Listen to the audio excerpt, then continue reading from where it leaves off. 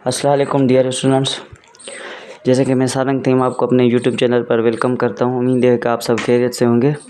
और आज मेरा पहला वीडियो यूट्यूब चैनल पर इंशाल्लाह मैं वीडियोस एकेडमिक के लिहाज से बनाऊंगा। उसमें science, English, grammar, mathematics, social study, इस्लामियात, इन पे इंशाल्लाह मैं वीडियोस बनाऊंगा। और जॉब की एंट्री टेस्ट्स होती हैं उन पे भी इंशाल्लाह वीडियोस बनाऊंगा।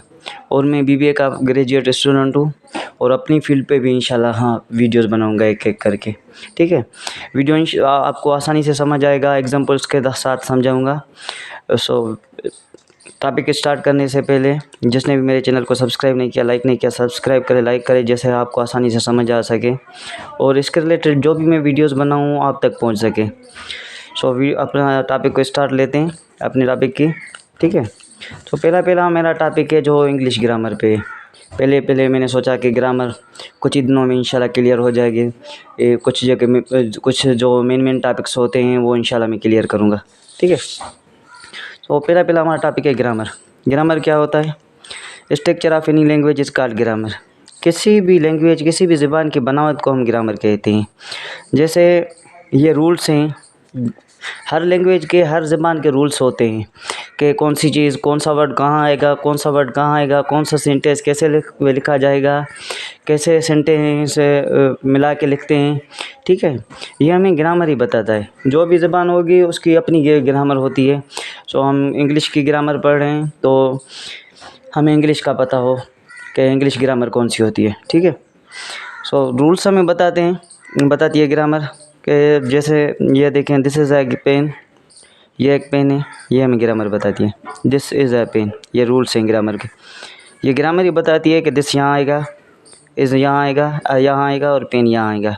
ये हमें ग्रामर है। नहीं तो हम अपने आप लिखते तो पेन पहले लिखते, बाद में लिखते, फिर इज़ लिखते, फिर दिस लिखते, ऐसे होता सेंटेंस नहीं। ये ग्रामर ही हमें बताती है रूल्स रेगुलेशन के कैसे है लिखते हैं हम। ग्रामर लैंग्वेज के लिए, ज़बान के लिए इतना ज़रूरी है जैसे खाने के लिए नमक ज़रूरी होता है। जैसे देखें, नमक के सिवा खाना नहीं बनता, खाने में स्वाद ही नहीं होता, वो अच्छा ही नहीं लगता। वैसे ही ग्रामर जिस लैंग्वेज की नहीं है, जिस ज़बान की नहीं है, वो भी ज़बान ऐसे ही है, किसी काम की नहीं। ठीक है, उसके बाद आता है हमारा लेटर। जो मेन रोल है लेटर का होता है। जो भी हमारे टॉपिक्स हैं, ग्रामर है, इस पे ही बेस करती है। लेटर ना हो तो कुछ भी ना हो, सब सारा रोल लेटर का ही होता है। लेटर क्या है? A basic unit of any language is called letter. A basic or smallest you can say. ठीक है, बुनियादी, बेसिक मीन्स बुनियादी। बुनियादी है कि बुनियादी यूनिट को, किसी भी ज़बान के बुनियादी यूनिट को, एक को हम लेटर कहते हैं। ठीक है, एग्जाम्पल, हम इंग्लिश ग्रामर के लेटर के बारे में पढ़ रहे हैं तो हमें इंग्लिश ग्रामर के लेटर्स के बारे में, अल्फ़ाबेट के बारे में पता हो। इंग्लिश अल्फ़ाबेट में 26 लेटर्स होते हैं, अल्फ़ाबेट होते हैं। तो एग्जांपल हम उनका ही देंगे, ABC। ये हमारे एग्जांपल्स हो गए। ठीक है, उसके बाद उसके टाइप्स कितने होते हैं लेटर के? इंग्लिश में 3 किस्म होते हैं लेटर के। पहले तो हमने पढ़ा था 2 होते थे, एक वावेल था, एक कॉन्सोनेंट था, पर अब जो है वो 3 है।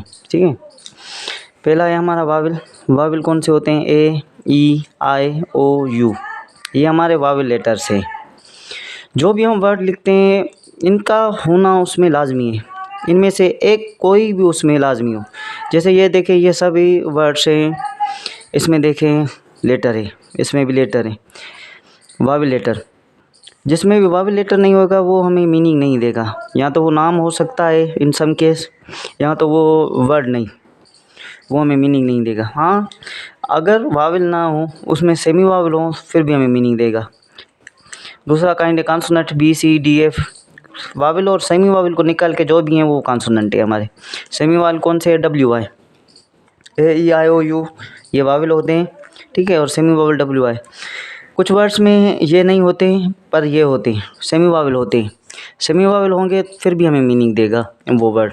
जैसे फिलाई देखें, इसमें वावेल नहीं है, फिर भी हमें मीनिंग दे रहा है, उड़ना। फॉर एग्ज़ाम्पल वाई, हमें मीनिंग दे रहा है, क्यों। ठीक है, उसके बाद आता है हमारा वर्ड, अल्फाज। अल्फाज क्या होता है, व्हाट इज़ वर्ड, ठीक है। A group of letters, a collection कहें या ग्रुप कहें, जो भी कहें, a group of letters which gives us correct meaning is called word. Letters का हुजूम जो हम जोड़ के एक लफ्ज़ बनाते हैं जो हमें सही मीनिंग दे। अगर हमें सही मीनिंग नहीं देता है वो हम उसको कंसीडर्ड वर्ड नहीं कहेंगे, वो वर्ड नहीं होता। जैसे मैंने ये एग्जांपल लिखा है बुक, बुक मीन्स किताब, ये हमें मीनिंग दे रहा है। ये वर्ड्स का ग्रुप है, ये लेटर्स का ग्रुप है, सॉरी ये लेटर्स का ग्रुप है, ये हमें मीनिंग दे रहा है। और ये देखें ये भी लेटर्स ही हैं, ये ग्रुप है, ये कलेक्शन है, हमें मीनिंग सही नहीं दे रहा, करेक्ट नहीं दे रहा, ये वर्ड कंसीडर्ड नहीं होगा। उसके बाद आता है हमारा सेंटेंस। सेंटेंस क्या होता है, a group of words which gives us correct and complete meaning is called sentence.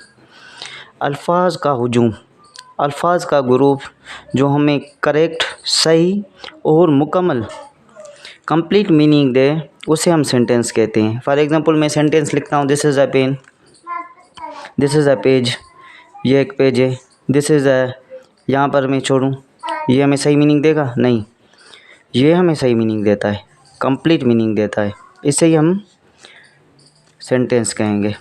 Sentence depend किस पे करता है वो भी मैं बताऊंगा।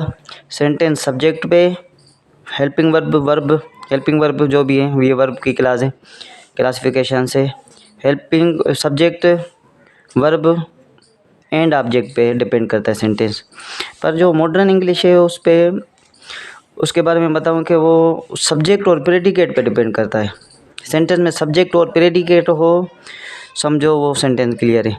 सब्जेक्ट को निकाल के जो भी हिस्सा होता है, जो भी पार्ट होता है सेंटेंस का, वो प्रेडिकेट होता है। सेंटेंस को निकाल के जो भी, उसके बाद जो भी आता है, ठीक है। आज का मेरा वीडियो कंप्लीट हुआ। इंशाल्लाह नेक्स्ट वीडियो में नाउन पे बनाऊंगा, पार्ट्स ऑफ स्पीच नाउन पे बनाऊंगा, और नाउन इंशाल्लाह मैं क्लियर करूंगा। एक टॉपिक आपको आसानी से समझ आएगा एग्जांपल्स के साथ। मेरे चैनल को सब्सक्राइब करें, लाइक करें, जैसे आने वाली वीडियोस आप तक पहुंच सके। Thank you.